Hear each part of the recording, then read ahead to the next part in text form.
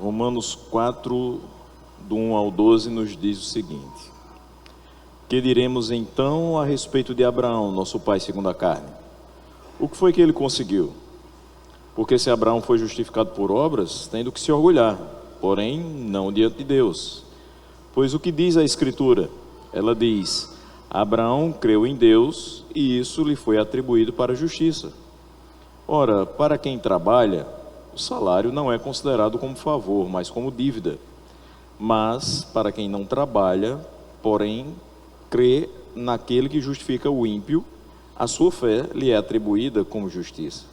E assim também que Davi declara ser bem-aventurado aquele a quem Deus atribui justiça, independentemente de obras. Davi disse: bem-aventurados aqueles cujas transgressões são perdoadas e cujos pecados são cobertos. Bem-aventurado aquele a quem o Senhor jamais atribuir pecado.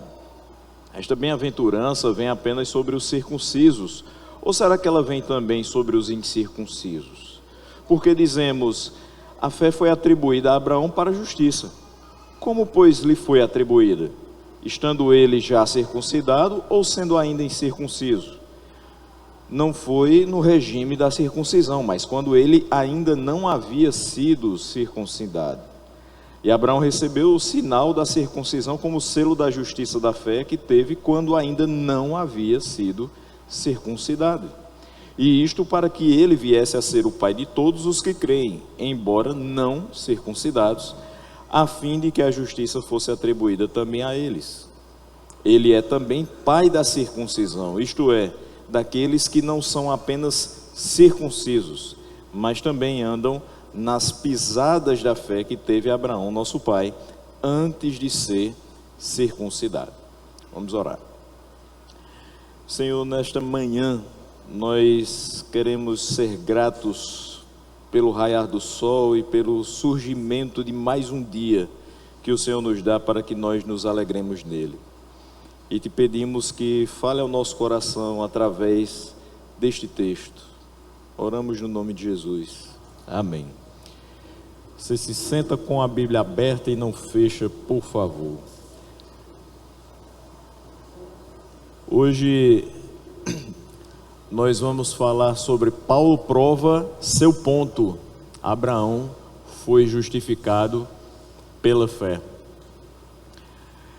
Paulo confirma o seu argumento de que a justificação é somente pela fé em Cristo, algo que ele já trabalhou nos versículos 22 a 25 do capítulo anterior de forma mais detida, mas agora apelando para a vida de Abraão. Como pai espiritual dos judeus, que vai ser citado no versículo 1, Abraão vai ser um teste para essa doutrina de Paulo. Então tudo que ele falou antes vai ser testado na figura de Abraão. Então se ele puder mostrar que Abraão foi justificado somente pela fé, aquilo que ele falou antes, ou seja, a sua exposição anterior, vai se tornar irrefutável para os judeus. Essa é a grande missão de Paulo no capítulo 4, quando ele fala sobre a vida de Abraão. E, por que não dizer também a nossa missão hoje, expor que Abraão foi de fato justificado pela fé. Versículo 1, então ele diz: que diremos então a respeito de Abraão, nosso pai segundo a carne? O que foi que ele conseguiu? Já que ele vem falando o tempo todo sobre a questão da justificação pela fé, então o que a gente pode falar sobre Abraão? Ele vai confirmar o seu argumento usando esse exemplo: Abraão, o pai dos fiéis. Se Abraão foi justificado pela fé, então todos que se consideram seus filhos na fé devem também se conformar a ele. Só há um meio, não existe outro, pelo qual todos podem alcançar a justiça. Em muitas outras questões, a gente vai perceber que um só exemplo não vai ser suficiente para que a gente feche ali uma doutrina, para que a gente feche ali uma regra geral. Só que na pessoa de Abraão é exibido esse padrão de justiça, que é pertencente a toda a igreja, e que Paulo agora vai acertadamente aplicar o que for escrito acerca somente dele, mas agora em relação a todo o corpo da igreja. Ao mesmo tempo que ele vai expandir esta questão da justificação pela fé, não somente para Abraão, mas também para todos aqueles que se consideram seus filhos, ele vai também refrear dos judeus essa base da sua vanglória. Eles achavam que estariam salvos, que estariam tranquilos em relação à sua vida, por serem descendência de Abraão. Mas, de forma alguma, eles poderiam se gloriar de algo que Abraão não se gloriou. Então, isso vai ficar muito claro. Se ele, diante de Deus, não se gloriou de ser quem era, ou de ter a justiça que tivesse, muito menos poderia ser aplicado a eles. Eles jamais ousariam atribuir a si próprios uma santidade maior do que a que foi atribuída ao seu patriarca. Então, uma vez que ele é justificado gratuitamente, toda a sua posteridade, que reivindica uma justiça sua por direito, procedente da lei, deve se cobrir de vergonha e ficar em silêncio. Vocês não pagaram nada para ser justificados, vocês são justificados gratuitamente, versículo 24 do capítulo 3, pela graça de Deus, mediante a redenção que há em Cristo Jesus. Se Abraão, que vocês falam, pai de vocês segundo a carne, não teve do que se gloriar, não reivindicou para si uma justiça própria, por direito, procedente da lei, ou seja, de obras das suas mãos, então vocês também não podem fazer isso. A expressão deve cobrir-se de vergonha e ficar em silêncio seria mais ou menos o seguinte: vocês são tão pecadores quanto Abraão era, vocês são tão dependentes da graça de Deus como Abraão era, e vocês precisam entender que a justificação é gratuita e é promovida pela graça de Deus, derramada em vocês mediante a redenção que há em Cristo. Ninguém é justificado porque é filho ou descendência de outra pessoa. Você será justificado gratuitamente, e isso é obra da graça de Deus. Se é obra da graça de Deus, eu não tenho do que me gloriar. Essa expressão segundo a carne que eles utilizam aqui, ela pertencia bastante aos judeus. Era uma honra muito grande se dizer filho de Abraão, por natureza ou por descendência carnal, muito mais do que se fosse por mera adoção, contanto que ali existisse fé. Então, se eu dissesse eu sou filho de Abraão, isso para mim era uma grande honra, era algo com que eles realmente se apegavam. Mas aqui Paulo concede aos judeus um laço de união mais estreito, com o fim de imprimir a eles mais profundamente a consciência de que eles não deviam se afastar do exemplo do seu pai. Então ele mostra essa justificação pela fé em Abraão para dizer a eles: olha, a coisa é muito maior. Esse laço que vocês querem ter com Abraão não deve ser simplesmente considerado um laço sanguíneo ou um laço de descendência pela fé que vocês têm comparada a Abraão, mas vocês precisam observar o exemplo dele, o padrão de justiça que foi expresso na vida dele. Isso vocês devem seguir. Então, se é para dizer eu sou filho de Abraão, que seja por quê? Porque eu sigo aquilo que Abraão seguiu, porque eu tenho a fé que ele teve, que eu mostre nas minhas atitudes aquilo que ele expressou também nas suas atitudes. Então o versículo 2 vai se tornar necessário como uma introdução àquilo que Paulo passa a demonstrar nas Escrituras com respeito a Abraão. Porque a pergunta final do versículo 1 diz: o que ele conseguiu com isso? O que foi que ele conseguiu no tocante à justificação da sua vida, da sua alma? Ele diz: porque se Abraão foi justificado por obras, ele tem do que se orgulhar.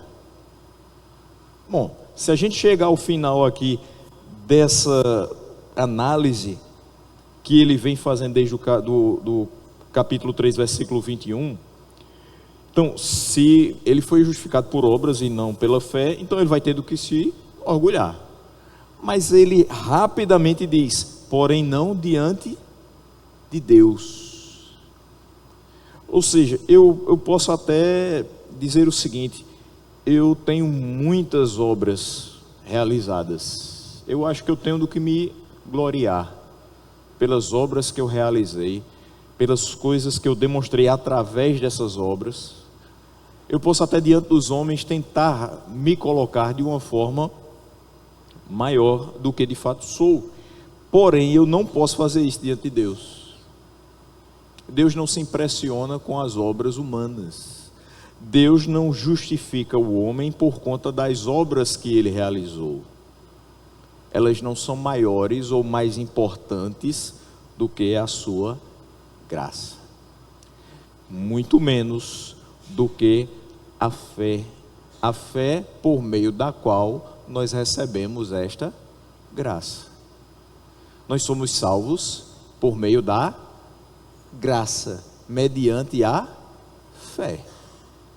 Não tem como uma obra que eu faça ser maior do que a graça de Deus e a fé que Ele mesmo colocou no meu coração, para que eu receba os méritos de Cristo. É complicado ainda hoje falar de justificação pela fé e não de obras, porque parece, ainda na minha visão, que algumas pessoas que nós evangelizamos, que nós apresentamos a palavra do Evangelho, elas tendem a perder o encanto com essa palavra quando percebem que nada podem fazer. Então parece que o esforço vai trazer para ela a ideia de que eu estou sendo parte integrante, eu estou sendo participante de um processo de salvação, ao final do qual eu posso ser aprovado ou não. Parece que isso encanta mais os olhos dessas pessoas do que o fato de dizer, você não vai fazer nada, porque você é incapaz de fazer qualquer coisa. Você depende de Deus. E se está no plano eterno de Deus a salvação de tua alma, tu escutarás a palavra sendo pregada, crerás, e este crer e invocar o nome do Senhor te tornará salvo. E a pessoa fica meio que, eu não vou fazer nada. Vai, crer, mas até o crer não partirá de você. Até o crer partirá de Deus. Porque você não crerá pelo seu próprio entendimento. Nosso entendimento é muito limitado para chegar ao ponto da gente dizer assim, escutei uma vez a palavra de Deus e criei. Talvez alguns de nós aqui somos aqueles que passaram anos ouvindo pregações, até que um belo dia as escamas caíram dos olhos. Até que um belo dia Deus fez toda a obra. E a gente começou a de fato compreender que em nós não residia nenhuma justiça, mas que nós precisávamos ser justificados diante de Deus. E isso somente é possível mediante a redenção que há em Cristo. É só por Ele. O meu sangue derramado não serve de absolutamente nada. O sangue de bodes ou carneiros também se provou ser insuficiente, mas o sangue de Cristo, ele cobre de fato todo pecado. Ele é poderoso de tal forma que se o sangue dele cobriu você e você foi justificado diante de Deus, não tem como você voltar a ser a mesma criatura. Não tem como nós dizermos, eu acho que o que eu fiz me fez perder a salvação. Porque de fato a sua salvação está garantida pelo sangue de Cristo. Se a Escritura diz que não há remissão de pecados sem derramamento de sangue, o sangue dele foi derramado e os pecados foram perdoados de uma vez por todas. É isso que significa a justificação. É esse ato forense, jurídico, que de uma vez por todas nos perdoa dos pecados, fazendo com que nenhuma condenação haja mais para aqueles que estão firmados em Cristo Jesus. Mas isso aí é no capítulo 8, a gente não vai adiantar agora. Então, contrariamente ao ponto de vista judaico de que Abraão foi considerado justo e mantido em aliança com Deus, com base na sua obediência e na sua fidelidade, Paulo agora vai demonstrar que a afirmação do versículo 27 do capítulo 3 é verdadeira quanto a Abraão. Veja, o versículo 27 diz: onde fica então o orgulho? Ele diz lá no versículo 2: se Abraão foi justificado por obras, ele tem que se gloriar, porém não diante de Deus. Se ele não tem que se gloriar diante de Deus, ele não vai se gloriar de forma alguma. Então a gente volta lá no versículo 27, onde é que ficou o orgulho? Se Abraão não foi justificado por obras, ele não tem do que se orgulhar. Segunda questão: por meio de que lei? A lei das obras? Ele foi justificado por obras? Não, não foi justificado por obras. Ele foi justificado gratuitamente pela graça de Deus, mediante a redenção que é em Cristo Jesus. Ele é não somente ele. O versículo 28 diz: nós concluímos, pois, que o ser humano é justificado pela fé, independentemente das obras da lei. Então ele começa a provar seu ponto. Ele tinha dito no capítulo 3, olha, o ser humano não vai depender de obras para ser justificado. Ele é exclusivamente justificado pela fé, e isso independe das obras. Agora, uma coisa eu chamo a atenção: claro, das suas obras passadas independe a sua justificação. Ou seja, o que você fez antes não ajuda na sua justificação. Mas um justificado tem cuidado de andar em boas obras? Certamente. Então o que você vai fazer daqui para frente deve evidenciar o fato de que você foi justificado pela fé no Deus que você diz servir e amar. Abraão não tinha do que se orgulhar, e ele vai agora trazer Gênesis 15:6 no versículo 3, quando ele diz: o que diz a Escritura? Ela diz: Abraão creu em Deus e isso lhe foi atribuído para justiça. Atribuído ou imputado vai ser a mesma coisa. Então Gênesis 15:6 prova que foi pela fé e não por guardar a lei que ele foi considerado justo. Ele creu em Deus, e isso, o crer em Deus, lhe foi atribuído para justiça. Então o apóstolo está pressupondo que a justiça que vem da fé é o referencial de socorro e refúgio para o pecador que se acha destituído de obras. O que é que eu tenho nas minhas mãos? Que obras eu tenho para dizer: Senhor, me limpa, tira os meus pecados, me justifica? Não tenho nada.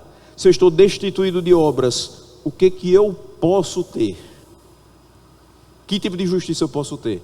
A justiça que há em Cristo. Mas isso eu só vou acessar pela fé. Então o meu socorro, o meu refúgio é essa justiça que vem da fé. Ela não vai ser acessada por meio de obras, mas por meio da fé. Se houvesse alguma justiça vinda da lei ou das obras, ela estaria onde? Dentro de nós. Então hoje eu não seria o pastor que está pregando Romanos 4:1-12 para vocês. Eu seria o coach que diria para você o quê? Busque a justiça que está dentro de você, e tudo estaria resolvido. Qual a justiça que está dentro de nós? O que é que nós fazemos? Quais são as nossas melhores obras de justiça? O que é que elas representam? Isaías fala para nós: trapo de imundície. Isso faz com que alguém possa se colocar diante de Deus de forma a dizer: eu tenho condições, eu reúno condições para habitar as mansões celestiais por toda a eternidade? Não. Então, se houvesse alguma coisa, estaria no próprio homem, mas nada há no homem que o faça ser salvo, que o faça ser limpo. Então o homem busca na fé o que ele não consegue encontrar em nenhum outro lugar. Por essa razão é que corretamente se intitula, é uma justiça imputada ou atribuída pela fé. Veja que essa passagem citada aqui no versículo 3, que é retirada de Gênesis 15, 6, o verbo crer se refere ao pacto da salvação e à graça da adoção como um todo, que Abraão apreendeu pela fé. Nós nos tornamos filhos de Deus.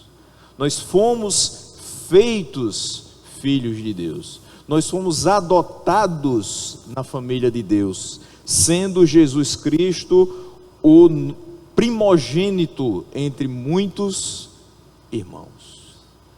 Então, esse sacrifício de Cristo nos faz ser recebidos, agora justificados na família de Deus. Lembre-se, justo é uma coisa, justificado é outra. A Escritura toda mostra que Jesus Cristo é o justo. Nós temos um advogado junto a Deus, Jesus Cristo o justo. Mas nós não somos justos pelas nossas próprias forças. Nós somos tornados justos, ou seja, justificados. A mesma questão vai se dar com relação à santidade. Nós não somos santos em nós mesmos, mas nós somos santificados dia após dia pela ação do Espírito Santo. A justificação é um ato e a santificação é um processo. Em tudo isso temos o auxílio do nosso Senhor. Ao trazer esse texto, então Paulo baseou o seu argumento principalmente sobre o fato de que a fé que Abraão possuía estava em primeiro plano. Esquece obras, esquece o que vocês aprenderam ou o que vocês pensaram sobre Abraão, falando especificamente para os judeus. Pensem, a primeira coisa, o primeiro atributo que vocês devem trazer às suas mentes a respeito de Abraão é o quê? A fé que ele tinha. E a partir desse momento você começa a observar o que de fato essa fé teve de desdobramentos. Então os versículos 4 e 5 vão mostrar que este é o principal interesse de Paulo no texto. Nesses versículos o argumento vai girar em torno dessa dicotomia, dessa antítese, fé e obras. E nessa passagem Paulo vai se ocupar da justificação pela fé, em oposição à justificação pelas obras. Veja que ele já começou dizendo, se Abraão tivesse justificado pelas obras, ele teria que se gloriar, mas isso não diante de Deus. E aí ele passa a falar sobre a justificação pela fé. Então por esse motivo ele apela a Gênesis 15, 6. A fé por parte de Abraão é o principal fator nessa passagem de Gênesis 15, 6. E a linguagem que nos mostra que a fé lhe foi imputada chama a nossa atenção para o fato de ter sido a fé que foi levada em conta. Ou seja, não foi levado em conta obras de Abraão. O que foi levado em conta foi a sua fé. Versículos 4 e 5. Ele diz, ora, para quem trabalha, o salário não é considerado como favor, mas como dívida. Mas para quem não trabalha, porém crê naquele que justifica o ímpio, a sua fé lhe é atribuída como justiça. Pela expressão para quem trabalha, Paulo não tem em mente a pessoa que vive na prática de boas obras, porque isso deve ser buscado por todos os filhos de Deus, mas aquele que merece alguma coisa pelos seus próprios esforços. Então ele está dizendo assim, para quem busca alguma coisa pelos seus próprios esforços, o salário não é considerado como favor, é uma dívida, ou seja, você tem que receber por aquilo que você trabalhou. Mas ele diz, da mesma forma, a expressão para quem não trabalha, pretende ensinar sobre alguém a quem não se deve pelos próprios méritos. Deus não procura que nós sejamos indolentes, que nós não façamos absolutamente nada. Por isso que eu falei, o justificado, ele busca viver na prática de boas obras. Ele não procura crentes que digam, fui justificado, não vou fazer mais nada na minha vida. Não, você precisa, dia após dia, mostrar nas suas atitudes, nas suas palavras, na sua condução de vida, que de fato você foi justificado, que de fato você é nova criatura. Agora, ele proíbe que esses que foram justificados sejam mercenários, ou seja, que aquilo que eles vão fazer após essa justificação, eles tragam para si como merecendo algo a mais. Nós não merecemos pelas nossas obras algo a mais, nem menos. Nós não merecemos absolutamente nada pelas nossas obras. Então, a justificação não é um pagamento pelas nossas obras. Por isso que não é assim, uma vez que vocês trabalharam, necessariamente, eu devo a vocês a salvação. Imagine se fosse isso que tivesse aqui escrito. Ora, para quem trabalha, é uma dívida o seu pagamento. Então, se eu sou bom e pratiquei boas obras, o Senhor me deve a salvação. Então, nós teríamos a possibilidade de colocar Deus contra a parede e dizer assim: aquilo que eu fiz deve satisfazer sua justiça, e você me deve, pelo trabalho que eu realizei, a justificação. Não é isso que acontece. Nós não podemos exigir nada por direito. Qual é o direito que eu tenho diante de Deus? Senhor, eu tenho o direito de receber isso. Eu tenho por direito porque trabalhei. Não. E ele diz: para quem não trabalha, ou seja, para quem não depende da prática de boas obras, mas crê naquele que justifica o ímpio. Ou seja, a base agora dessa confiança não está nas minhas obras, mas na fé. A sua fé lhe é atribuída como justiça. Então ele mostra aqui no versículo 4 e 5 que nós não merecemos absolutamente nada. O que nos é imputado de forma gratuita, sem que nós tenhamos contribuído minimamente com qualquer uma de nossas obras. Martin Bucer prova que a forma do argumento de Paulo não se deriva de uma única expressão, mas de uma sentença. Como é que ele transforma esses dois versículos e resume-os de uma forma muito habilidosa? Se existe alguém que mereça algo como pagamento por seu trabalho, o qual não lhe é gratuitamente imputado, senão que se paga o que lhe é devido. A fé é computada como justiça, não porque ela extraia de nós algum mérito, mas porque repousa na graça divina. A fé não tira de nós algum mérito, porque ela evoca as nossas obras. Não, ela traz a nós a certeza de que tudo o que nos foi feito repousa na graça de Deus. Portanto, a justiça não é um crédito em nosso favor. É ao contrário, algo graciosamente concedido. Cristo nos justifica por meio da fé, segundo a sua própria vontade. Não adianta você pedir para ser justificado. É Ele que dá graciosamente. Paulo sempre vê nisso a nossa renúncia, porque em que cremos, senão que Cristo é a nossa expiação para nos reconciliar com Deus? Se você não crê nisso, ficará muito difícil você entender o que é a justificação. O capítulo 3 diz: sendo justificados gratuitamente por sua graça, mediante a redenção que há em Cristo Jesus, a quem Cristo Jesus foi apresentado como propiciação no seu sangue mediante a fé. Então, é Cristo a nossa expiação. Ele foi apresentado como propiciação no seu sangue. Ele se sacrificou para que nós tivéssemos os pecados perdoados. E Deus fez isso para manifestar a sua justiça. Ou seja, para satisfazer a própria justiça. Ele entregou seu Filho. Porque as nossas obras não satisfariam a sua justiça.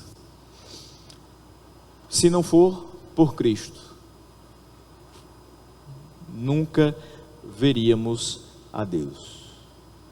Nunca chegaríamos ao ponto de dizer: eu tenho certeza da minha vida eterna.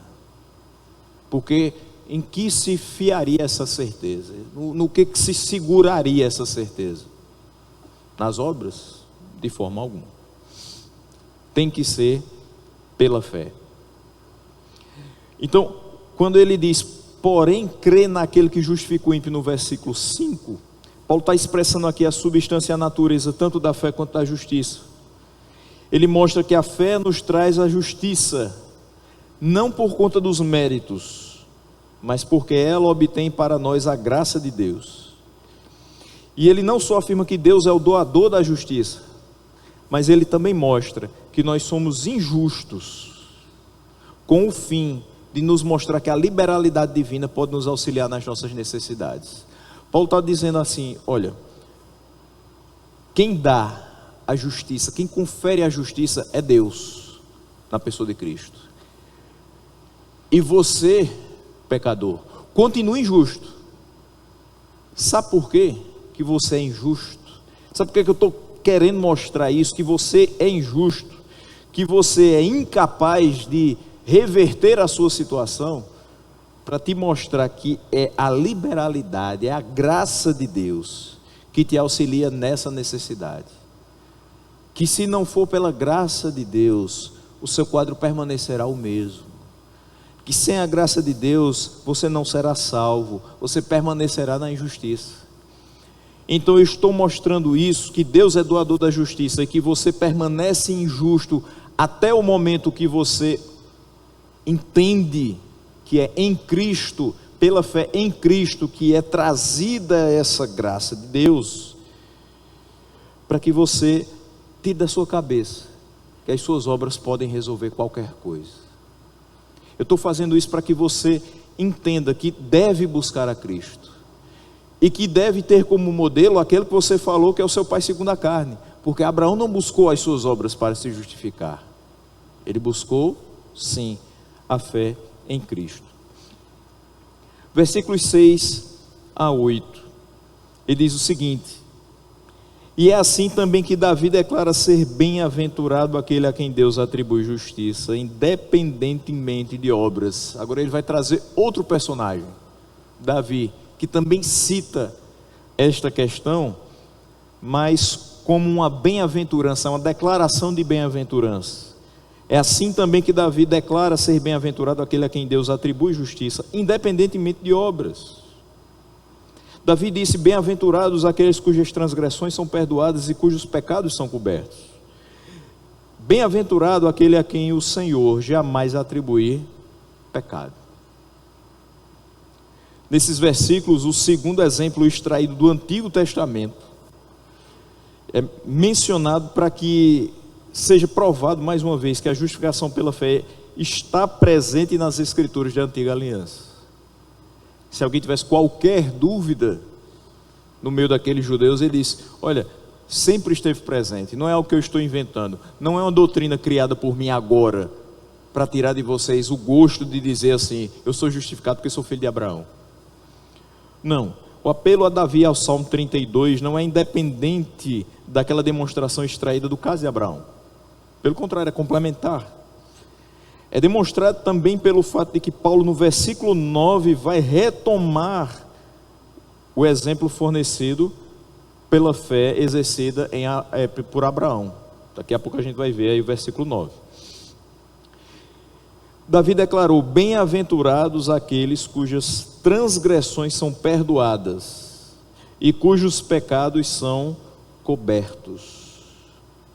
Como nós tivemos as nossas transgressões perdoadas? Por Cristo. Houve remissão de pecados pelo derramamento do sangue de Cristo. Como os nossos pecados são cobertos? Por este sangue do Senhor. O sangue era aspergido no lugar santíssimo para que os pecados fossem expiados, fossem cobertos. Mas isso não durava mais que um ano, e era necessário que se repetisse o mesmo mecanismo, o mesmo ritual. Nós não precisamos mais dos rituais, porque Cristo, de uma vez por todas, se entregou para que os nossos pecados fossem cobertos. E nós somos bem-aventurados, porque as nossas transgressões foram perdoadas e os nossos pecados foram cobertos. E dessa forma não podemos mais andar na prática do pecado, porque já foi afastado de nós. Essa declaração do versículo 7 é correlata à declaração que pertence àquele a quem o Senhor jamais atribuir pecado, versículo 8. Eu vou ter que citar novamente Romanos 8, não tem jeito. Porque uma vez que nós tivemos as nossas transgressões perdoadas e os nossos pecados cobertos, nenhum dos pecados que viermos a cometer nos trará condenação eterna. Por isso que Paulo diz em Romanos 8 que nenhuma condenação há para os que estão em Cristo Jesus. Por quê? Porque o Senhor jamais lhe atribuirá um pecado que lhe tire a condição de justificado. O Senhor jamais irá atribuir um pecado que lhe deixe na condição de condenado eternamente. Por quê? Porque Cristo já foi o seu substituto. Porque nele nós temos as transgressões perdoadas. Porque nele nós temos os nossos pecados cobertos. É esta declaração de bem-aventurança que está em foco no versículo 6, quando ele fala que Davi declara ser bem-aventurado aquele a quem Deus atribui justiça, independentemente de obras. Porque se fosse pelas obras, você não poderia dizer que as suas transgressões estavam perdoadas e que seus pecados estavam cobertos, e que dessa forma você não teria mais pecado atribuído para a sua condenação. Por obras isso não se consegue. Então versículo 7 e versículo 8 são justamente a explicação, o resumo daquilo que ele diz. Bem-aventurado, no versículo 6, bem-aventurado aquele a quem Deus atribui justiça, independentemente de obras. Porque se você ainda está pensando nas obras que realiza, você está longe dessa justificação. Aquilo que Davi proferiu sobre a não imputação e perdão de pecados, Paulo interpreta mais positivamente como imputação da justiça. O John Murray, no seu comentário, faz algumas observações, e eu vou fazê-las junto com os irmãos, sobre esse ponto. Primeira observação que ele faz é que o apelo à declaração de Davi é muito pertinente ao tema do apóstolo, justificação somente pela fé. Ele tratava da justificação pela fé em oposição às obras. Então nada poderia ilustrar melhor essa tese do que a declaração de ser bem-aventurado o homem cujas iniquidades são perdoadas e a quem o Senhor não imputa pecado. O que se vê nessa declaração não são as boas obras, e sim o contrário, os pecados e as iniquidades. Davi não fala bem-aventurados os homens que têm creditados para a justiça as suas boas obras. Ele não diz bem-aventurados são aqueles que têm os seus pecados cobertos pelas suas boas obras. Ele não diz bem-aventurado aquele a quem o Senhor atribuía as suas boas obras como justiça. Pelo contrário, ele está falando em pecados que são cobertos, iniquidades que são perdoadas. E dessa forma, nós entendemos que somos justificados diante de Deus. A pessoa bem-aventurada não é aquela que tem boas obras creditadas em sua conta, mas aquela cujos pecados não são lançados na sua conta. Veja, o que nós recebemos é aquilo que nós não merecíamos.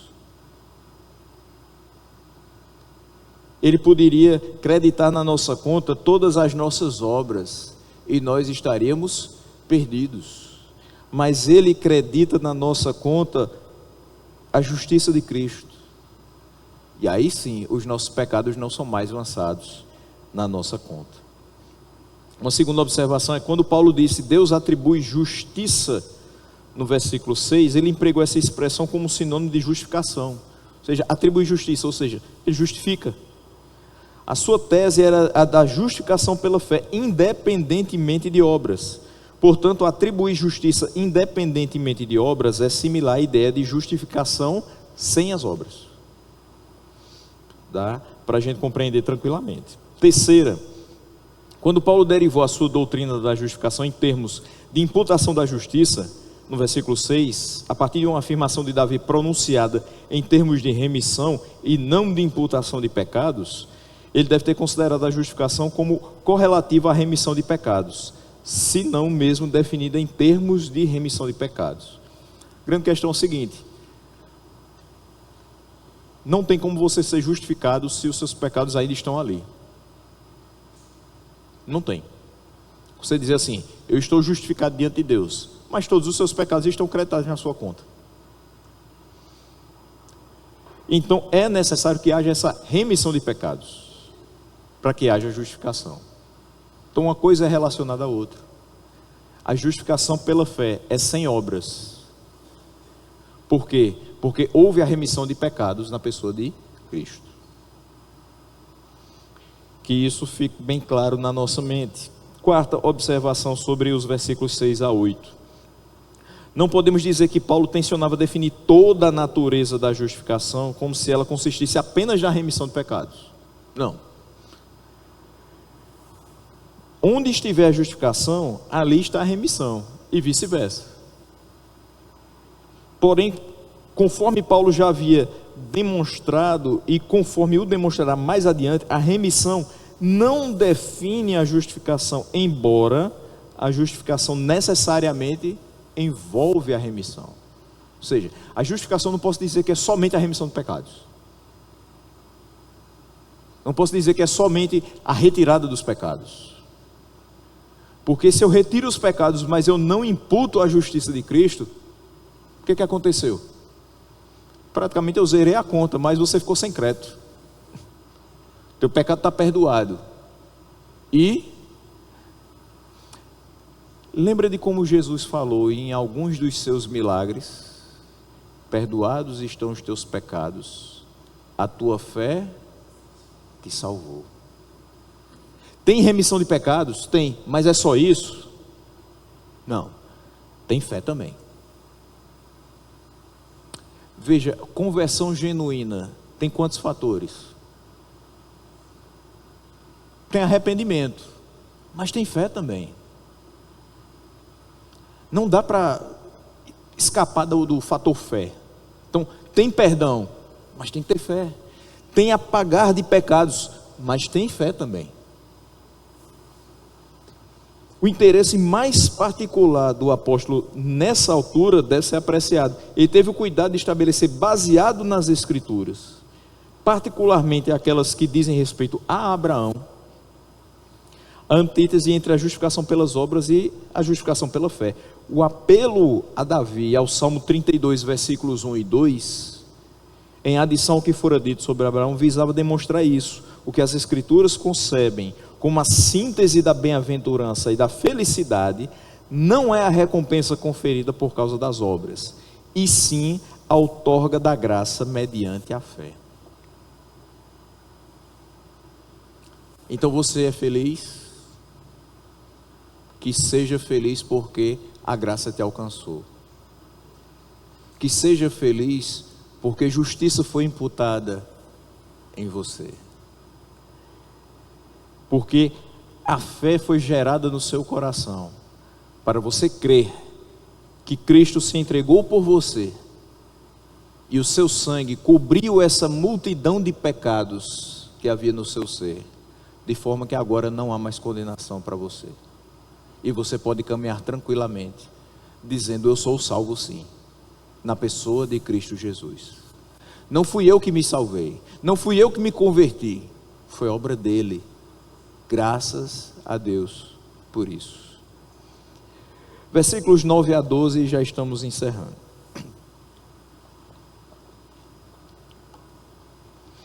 Ele diz: esta bem-aventurança vem apenas sobre os circuncisos, ou será que ela vem também sobre os incircuncisos? Aí ele vai voltar lá para o contexto de Abraão. E essa questão de ter que ser circuncidado, não ter que ser circuncidado, sempre estava sendo comentado. E ele diz: porque dizemos, a fé foi atribuída a Abraão para a justiça. Como, pois, lhe foi atribuída? Como é que ele veio a ser justificado então? Estando ele já circuncidado ou sendo ainda incircunciso? Agora eu tenho que saber a sequência temporal dos fatos, para que esses judeus compreendam que de fato é pela fé e não por obras. E aí ele vai dizer, não foi no regime da circuncisão, mas quando ele ainda não havia sido circuncidado. E Abraão recebeu o sinal da circuncisão como selo da justiça da fé, que teve quando ainda não havia sido circuncidado. E isto para que ele viesse a ser o pai de todos os que creem, embora não circuncidados, a fim de que a justiça fosse atribuída também a eles. Ele é também pai da circuncisão, isto é, daqueles que não são apenas circuncisos, mas também andam nas pisadas da fé que teve Abraão, nosso pai, antes de ser circuncidado. Tem muita circuncisão aqui, mas a gente vai compreender, se Deus quiser, porque ele é bem repetitivo mesmo, né?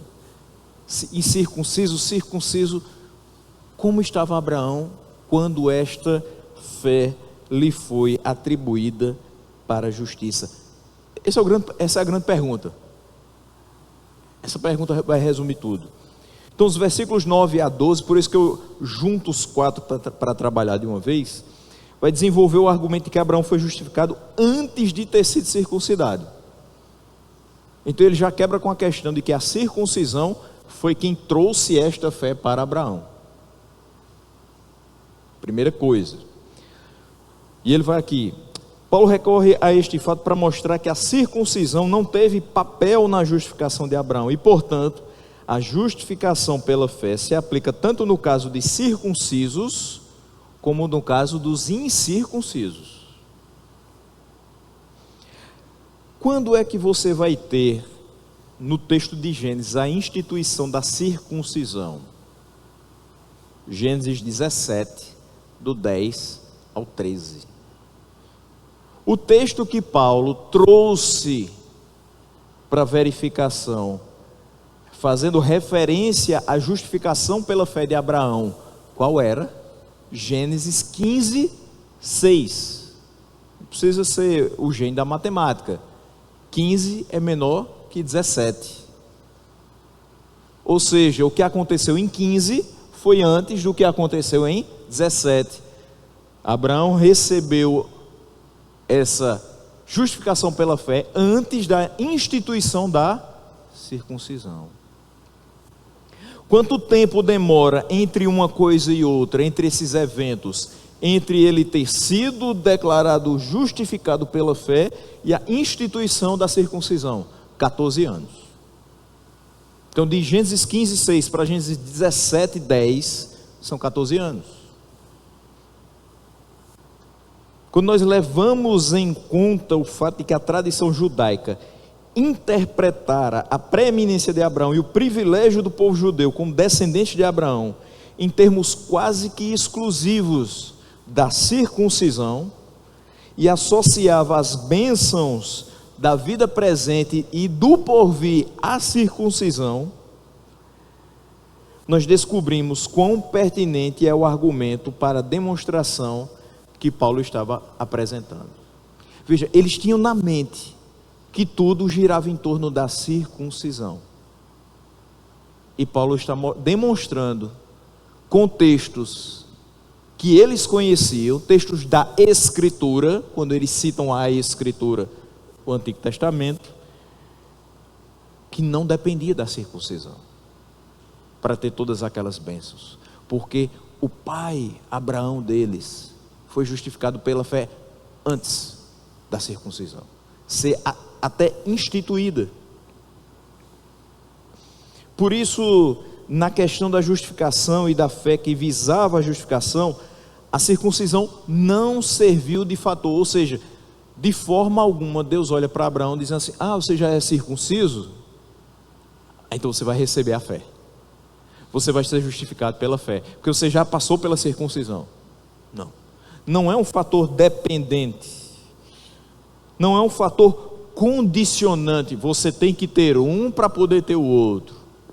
Não, lembre-se, para que você seja justificado, há necessidade de remissão de pecados, e que haja também fé, não circuncisão.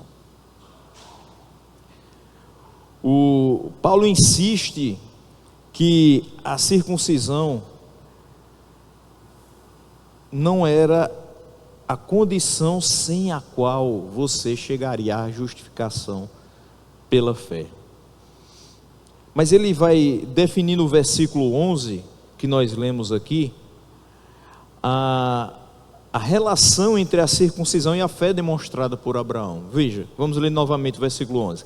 Abraão recebeu o sinal da circuncisão como o selo da justiça da fé. Essa fé que ele já teve antes de ser circuncidado. E isto para que ele viesse a ser o pai de todos os que creem, embora não circuncidados, a fim de que a justiça fosse atribuída também a eles. Ou seja, ele recebe o sinal da circuncisão para que ele possa ser esse representante, esse pai daqueles que vão ser circuncidados mais para frente e daqueles que não foram circuncidados. Ou seja, antes do estabelecimento da circuncisão. Porque se fosse assim, nem ele seria justificado. Afinal de contas, ele é justificado antes da circuncisão. Se fosse uma condição dependente, não poderia ter acontecido isso. Ele teria que passar pela circuncisão para depois ser justificado pela fé. Então, a circuncisão tinha uma relação sim com a fé. Ela era o selo da justiça da fé. Ou seja, um atributo externo, uma característica externa para algo que internamente já existia. Então, Paulo insiste que a circuncisão não era puramente um rito secular, nem meramente um sinal de identidade racial, ou seja, somente dos judeus, mas o seu significado estava relacionado à fé. Numa palavra, a circuncisão simbolizou e selou a fé que Abraão já possuía. E aqui eu vou trazer como citação um pastor que era primo do meu avô, pastor congregacional chamado João Lucena, e que lá pelos idos de 2000, ele teve uma boa importância na minha caminhada para o batismo. E eu tinha muita preocupação com relação ao batismo, porque eu pensava, eu sou um adolescente, talvez eu ainda faça coisas inadequadas, e se eu for batizado e depois for corrigido, disciplinado, eu acho que eu só vou ser batizado depois de determinado tempo, que eu perceber de fato o que é o batismo. E um belo dia eu conversando com ele e absorvendo a experiência dos seus cabelos brancos, ele me disse: meu filho, o batismo nada mais é do que o selo da fé. Se você tem fé em Cristo, você deve participar do batismo, que este momento sela a fé que já existe em você. E lendo isso aqui, voltou toda aquela história que já faz mais de 20 anos. A circuncisão, selo da fé, daquela justiça da fé. Hoje nós não circuncidamos mais, hoje nós batizamos. Ou seja, o batismo hoje se mostra como substituto da circuncisão, sendo o selo da fé que já existe em você. Tanto é que no batismo você faz uma pública profissão de fé. Você não tem como fazer uma pública profissão de fé se essa fé não existir previamente em você. Isso é muito importante e muito bonito de se perceber nesse texto. Então, em Gênesis 17, 10 a 14, é claramente afirmado que a circuncisão é o símbolo da aliança. Não existe qualquer incompatibilidade. Na qualidade de símbolo e selo da aliança, a circuncisão também serve de selo da fé e da justificação pela fé, sem a qual a aliança não teria qualquer significado. A última parte do versículo 11 e o versículo 12 formam uma unidade que define o objetivo dos fatos mencionados na primeira porção do versículo 11. Quais são os fatos que são mencionados na primeira porção do versículo 11? Abraão efetivamente recebeu o sinal da circuncisão. Segundo, isto serviu de selo da fé que ele tivera antes de ser circuncidado. Então, primeira questão: nós primeiro cremos e depois nós fazemos uma pública profissão de fé no batismo. Então, qual é o propósito que se tem em vista? Paulo primeiramente vai ponderar sobre o segundo fato: qual o objetivo da circuncisão de Abraão, seu selo da sua fé anterior. O propósito foi declarado na parte final do versículo 11: para que Abraão se tornasse o pai de todos os que creem, embora incircuncisos, ou seja, de todos os crentes incircuncisos. Se Abraão mesmo foi justificado antes da circuncisão, quantos outros também não foram? Então ele se torna ali pai de todos os que creem, ou seja, de todos os que também não passaram pela circuncisão previamente à justificação pela fé. Não teve problema nenhum, não estava nem instituída. Então, antes daquele tempo, todos os que tinham recebido a justificação pela fé, ele se torna também o pai deles. Pois que Abraão é pai de todos eles, a justiça atribuída a Abraão também lhe será imputada. Todos esses crentes, apesar de incircuncisos, desfrutarão perante Deus de justificação semelhante à proporcionada a Abraão. No versículo 12, Paulo definiu o propósito de Abraão ter recebido o selo da circuncisão, que foi o primeiro fato citado, para que ele se tornasse o pai tanto dos circuncisos quanto dos incircuncisos, ou seja, os dois fatores agora já estão satisfeitos. Se por um lado o fato de ser incircunciso não é um obstáculo à fé, e à justificação mediante a fé, não servindo como um empecilho para sermos filhos de Abraão, por outro lado, não devemos supor que a circuncisão seja uma desvantagem. Veja, uma coisa que tem que estar bem gravada na nossa mente, Marcos 16:16, quem crê e for batizado será salvo, porém quem não for batizado vai ser condenado, é isso? Porém quem não crer, é por isso que ele fala, os incircuncisos também vão receber da mesma justificação pela fé que Abraão recebeu. Por quê? Porque não dependemos dessa circuncisão para sermos justificados. Ela não é um empecilho para recebimento da justificação pela fé. Se você crê hoje, dia 17 de agosto de 2025, pela instrumentalidade do Espírito Santo na sua vida, através da ministração de qualquer um dos 3 sermões deste domingo, e amanhã você não estiver mais conosco, não vai dar tempo de você ser batizado, mas você creu. Se você creu, você não será condenado. O importante é crer. O essencial é a fé e não as obras. Se tem qualquer dúvida, Paulo foi trabalhando ponto a ponto até chegar ao ponto de dizer, olha, não depende das obras, é fé o tempo todo. Paulo se preocupa em nos manter longe do pensamento que a circuncisão seja uma desvantagem, e eu vou também insistir com vocês que o batismo não é uma desvantagem, pelo contrário, é maravilhoso fazer essa pública profissão de fé e poder participar com os irmãos da ceia do Senhor, e fazer parte de uma igreja local, e dizer, eu sou filho de Deus, eu faço parte de uma igreja muito maior do que essa, mas também congrego com os irmãos aqui, enquanto nós não somos unidos a tantos outros, naquela que ainda não vimos. O caso dos judeus em nada é prejudicado pela circuncisão, por isso ele disse que Abraão é o pai da circuncisão, no versículo 12. Ou seja, meu querido judeu, você é circuncidado? Não tem problema nenhum, mas não pense que essa sua circuncisão foi quem trouxe para a sua vida a justificação pela fé. Veja, pai Abraão nem era circuncidado e já foi justificado. Então lembre-se de ter a fé que Abraão teve, e entender que ela sim é necessária. a falta dela sim é um impeditivo para que você seja justificado. Sem fé é impossível agradar a Deus. Não é sem circuncisão.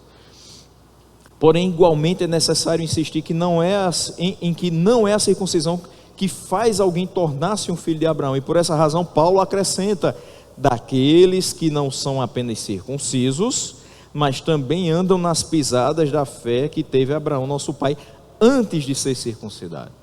Ele está dizendo: meus queridos judeus, vocês têm que lembrar o seguinte: a circuncisão é o selo da fé de vocês. Mas mais importante do que ter esse selo, do que ter essa questão exterior, é que vocês andem como ele andou. Que vocês andem em fé, como aqueles que você tem, o pai de vocês, segundo a carne, andou em fé. Andem nas pisadas da fé que teve Abraão antes da circuncisão. Ou seja, muito antes de você ser batizado, você já tinha fé em Jesus Cristo. Depois de batizado, continue andando na mesma fé. Você não se torna mais crente porque desceu as águas. Você confirma que é crente. Você não se torna mais espiritual porque você desceu as águas. Mas você recebe uma grande responsabilidade de agora não somente ser um representante da igreja universal, mas também da igreja local. E dizer: eu ando na fé que meus irmãos também andam, que nossos pais nos legaram e que nós vemos expressa em Abraão, em textos como Gênesis 15:6. A circuncisão não é um obstáculo, todavia não é um fator determinante, uma vez que o fator determinante é a outra característica que tem de estar coordenada com a circuncisão: seguir o exemplo da fé que teve Abraão. Meus irmãos, eu termino dizendo que nós somos salvos pela graça, mediante a fé. Ou seja, é preciso crer. Quem crê vai buscar o batismo, vai buscar esse selo da sua fé, da justiça que vem da fé.